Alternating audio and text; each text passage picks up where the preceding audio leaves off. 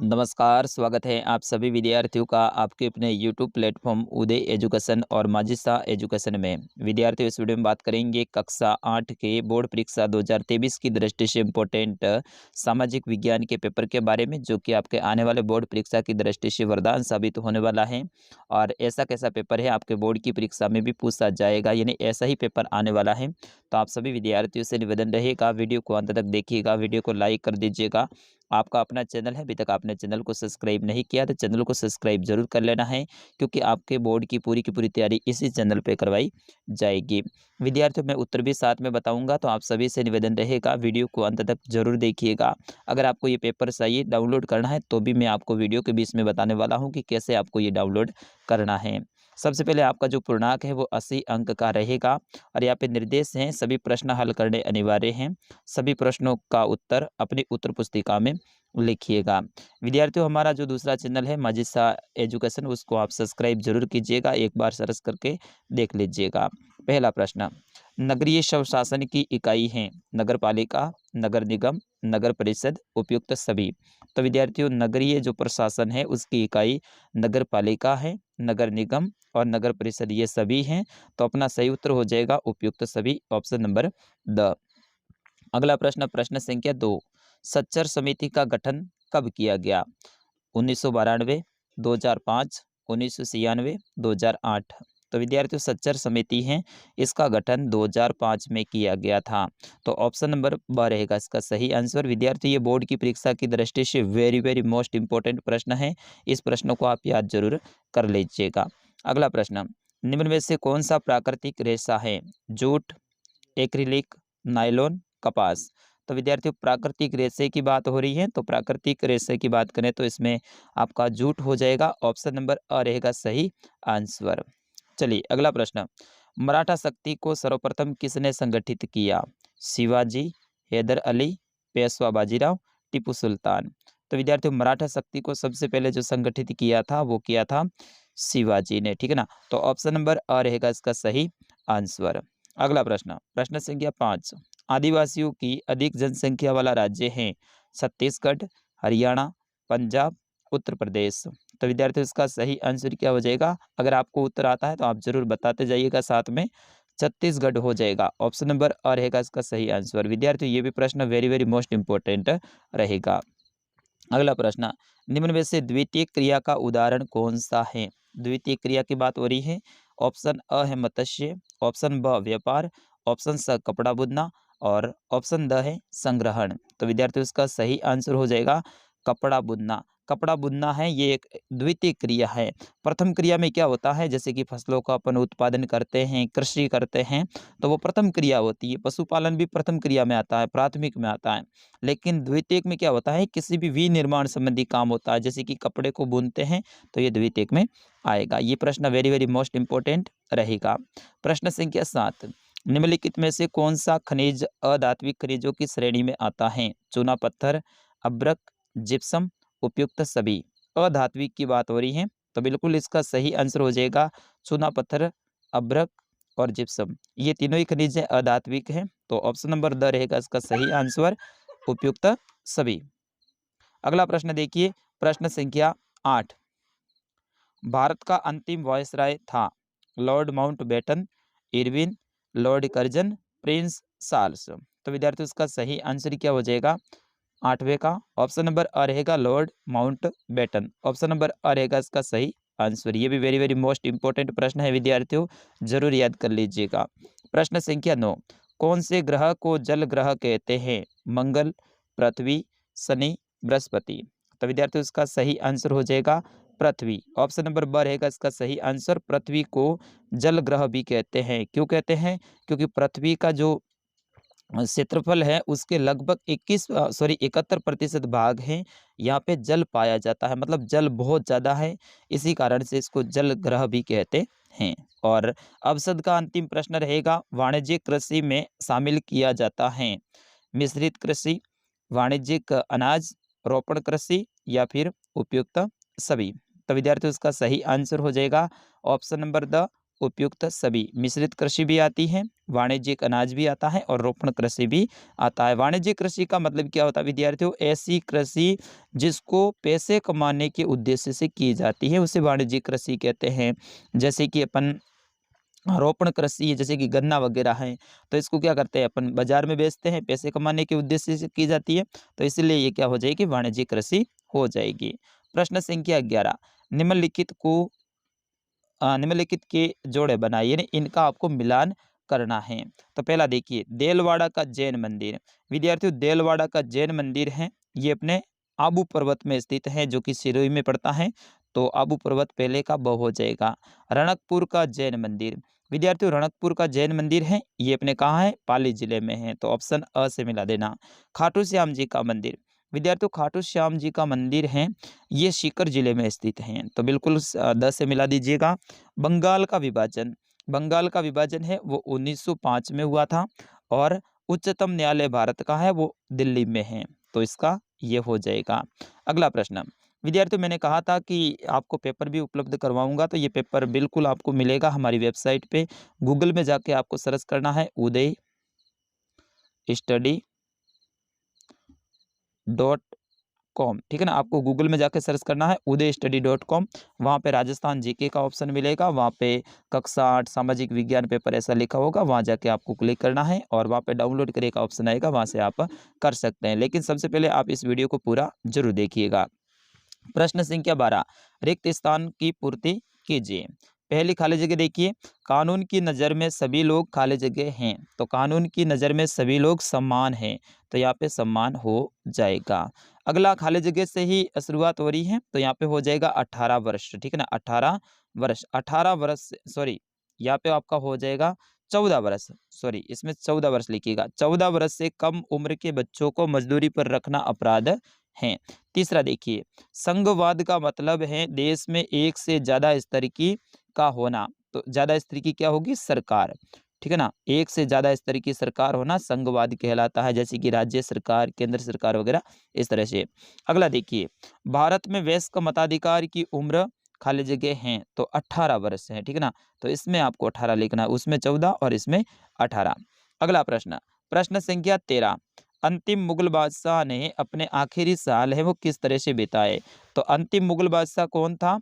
आपको ध्यान रखना है, बहादुर शाह जफर थे, ठीक है ना। बहादुर शाह जफर थे।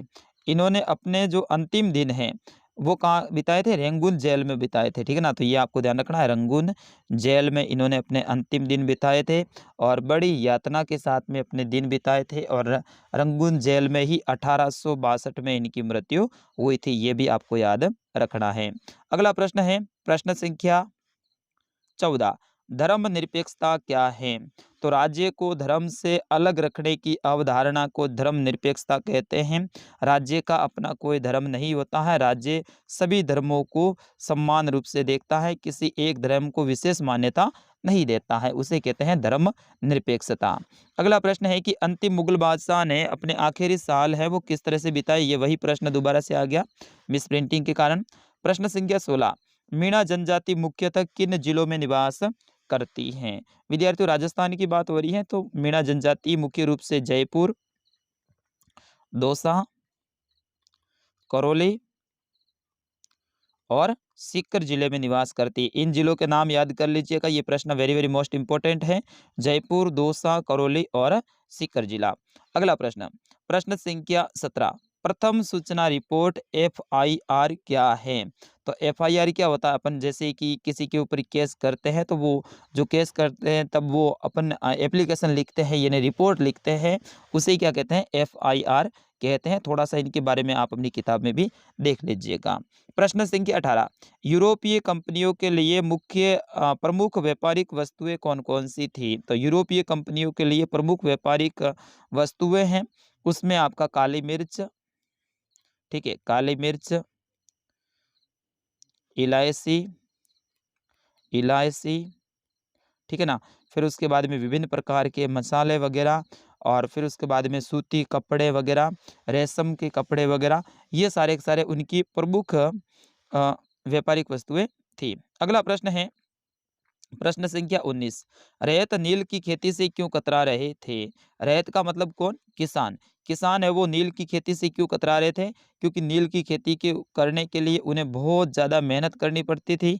जमींदारों से वे कर्ज लेके खेती करते थे, और कर्ज भी ऐसा था कि एक बार कर्ज लेते थे, फिर उसके बाद में उस कर्ज को है जैसे फसल तैयार होती थी उनको जमींदारों को दे देते थे। उसके बदले में उनको नया कर्ज दिया जाता था, और कभी उनका कर्ज ही ख़त्म नहीं होता था, और उनको लगता था कि हम इन नील की खेती में फँस गए हैं, इस कारण से उनको वो कतरा रहे थे। अगला प्रश्न है, धर्म को राज्य से अलग रखना महत्वपूर्ण क्यों है?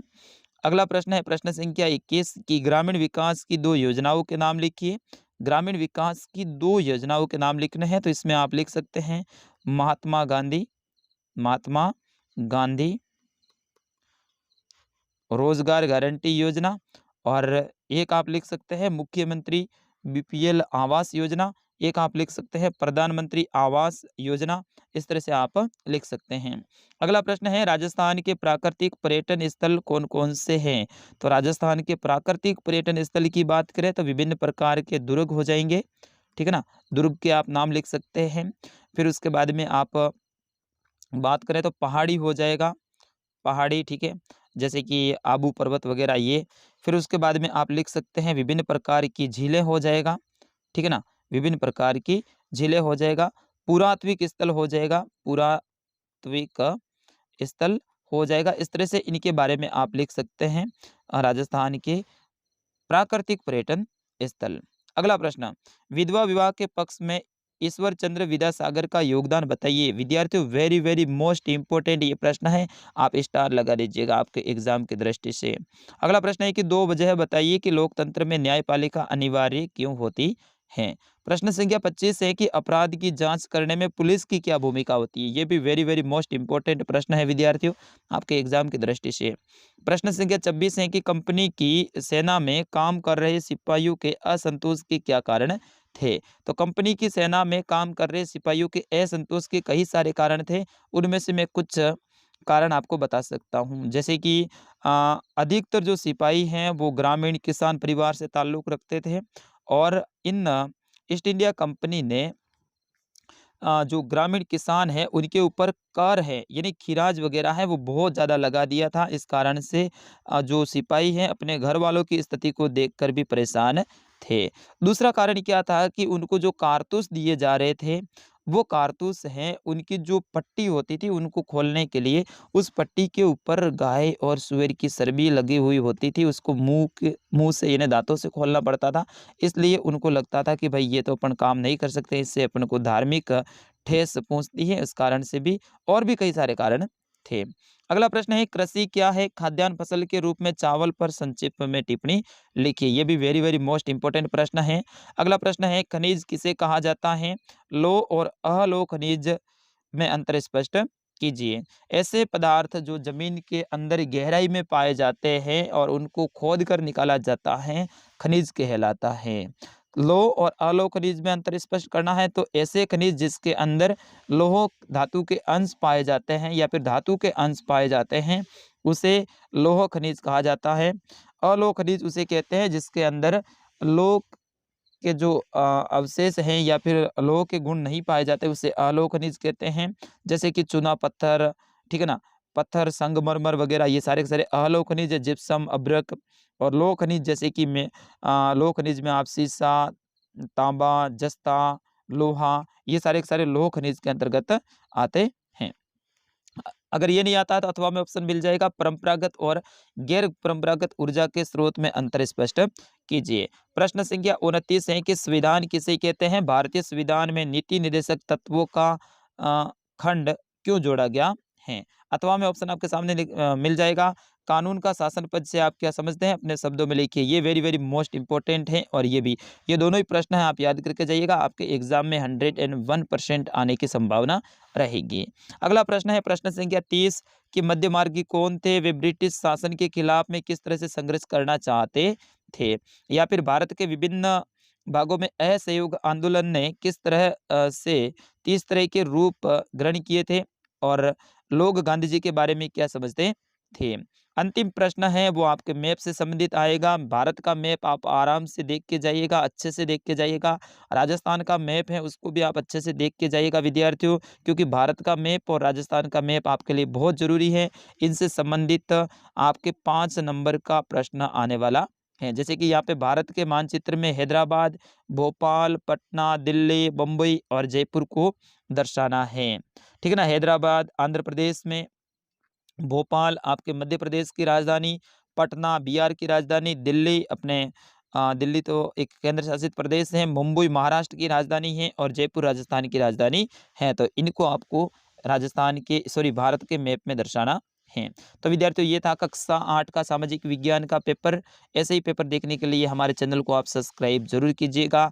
ये पेपर डाउनलोड करना है तो फटाफट जाइए हमारी वेबसाइट पे। वेबसाइट का नाम है uday.com। गूगल में जाके आपको सर्च करना है। जैसे ही आप ये सर्च करेंगे हमारी वेबसाइट खुलेगी, उसमें राजस्थान जीके का एक ऑप्शन आएगा, उसके ऊपर क्लिक करना है। जैसे ही उसके ऊपर आप क्लिक करेंगे तो खूब सारी आपके पेपर के नाम आ जाएंगे। उसमें सामाजिक विज्ञान का जो पेपर है उसके ऊपर क्लिक करना है। जैसे आप उसके ऊपर क्लिक करेंगे तो नीचे एक पट्टी आएगी, उसमें नाम आएगा डाउनलोड करें या फिर डाउनलोड नाउ, उसके ऊपर क्लिक करना है। जैसे ही आप उसके ऊपर क्लिक करेंगे तो आपके फ़ोन में पूरा का पूरा पेपर है वो सेव हो जाएगा। तो विद्यार्थियों चैनल को अभी तक आपने सब्सक्राइब नहीं किया तो सब्सक्राइब कर लीजिएगा, वीडियो को ज़्यादा से ज़्यादा शेयर कीजिएगा और आगे भी हम आपके लिए पेपर लेकर आते रहेंगे। आपके विद्यालय का नाम और आपका नाम है वीडियो के कमेंट बॉक्स में ज़रूर लिखिएगा। धन्यवाद, जय हिंद।